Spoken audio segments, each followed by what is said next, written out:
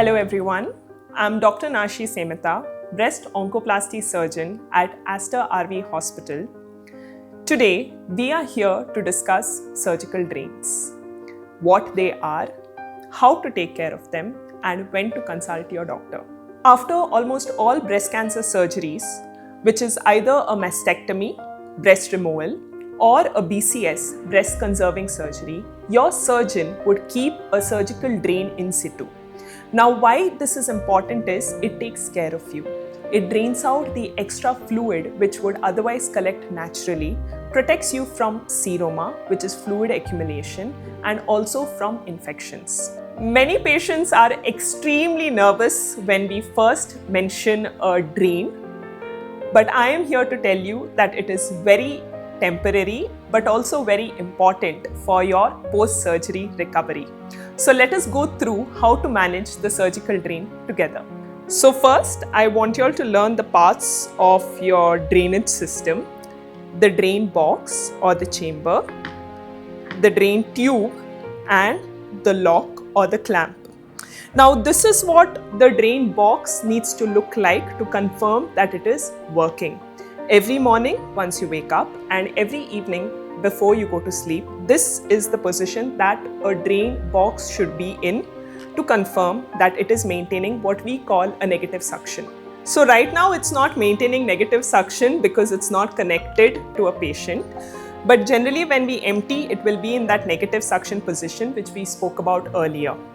It's a two-person job, so I would like to thank Sister Iba for joining us today to help demonstrate the video as well. So first, before you start managing the drain process, always make sure you wash your hands, come sterilize, and you have your gloves ready because you're dealing with bodily fluid. Once the prep is done, make sure you first clamp it and lock it. Then we need to open the drain box. One second. There are two compartments here, the white color, what we call the washer, and the green part where the tube is inserting onto the box. Make sure you open the drain box from this area and not this. Make sure your measuring jar is ready and the content of the box is emptied on. Make a note of how much output your drain is giving every day and document it so that it's easier for your doctor to decide when it is safe to be removed. Following this, two people job.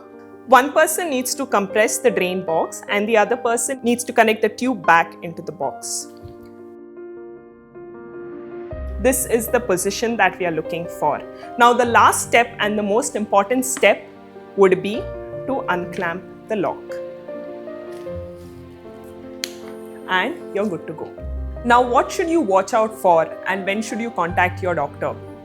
If your drain bag is not maintaining the negative suction that we showed earlier, if in case there is increased warmth, pain, swelling at your operated site or at the drain site, or you see some pus oozing from where the drain tube is entering into your body, if in case your drain tube gives a different color or foul smelling discharge, if in case you notice that the drain output has suddenly increased one fine morning, and if in case you notice that the drain tube has come out.